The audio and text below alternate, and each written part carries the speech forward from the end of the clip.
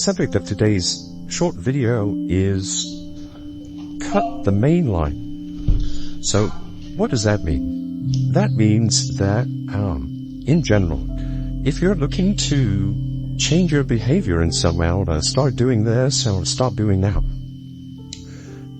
it's generally preferable that rather than try to find 8, 9, 10 new good things that you could be doing to further your growth, that you really examine your behavior and you stop doing the 1 or 2 things that are really holding you back. You'll make much faster, more significant progress this way than trying to build a multitude of positive habits that might ultimately be counteracted by the perseverance of the negative things that are sabotaging your progress.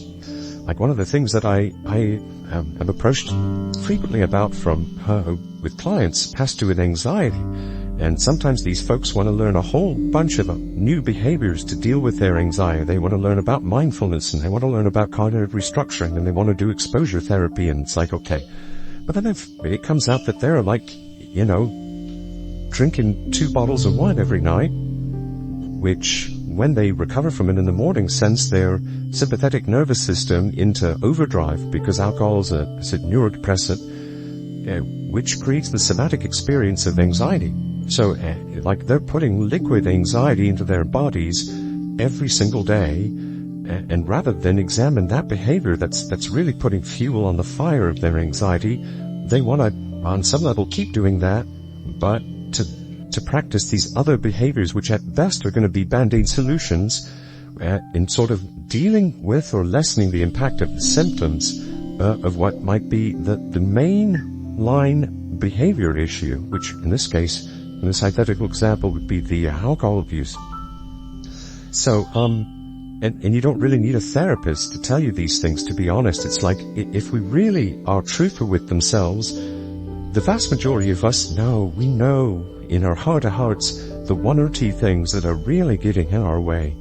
And sometimes we bend over backwards and twist our minds and our bodies and our lives into all kinds of unnatural shapes in order to avoid the simplicity of that state of affairs, which is that we generally know the 1 or 2 things that are really subject to tripping us up.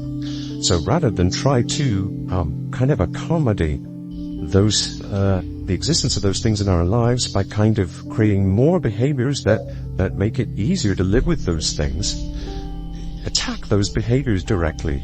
They can be the target of behavioral change just as much as these other more positive behaviors. Not that those things don't have a place, but they generally come a little bit later to make a habit a bit more ingrained.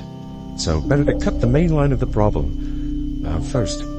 So please like and subscribe. We'll talk more in future episodes. Thank you.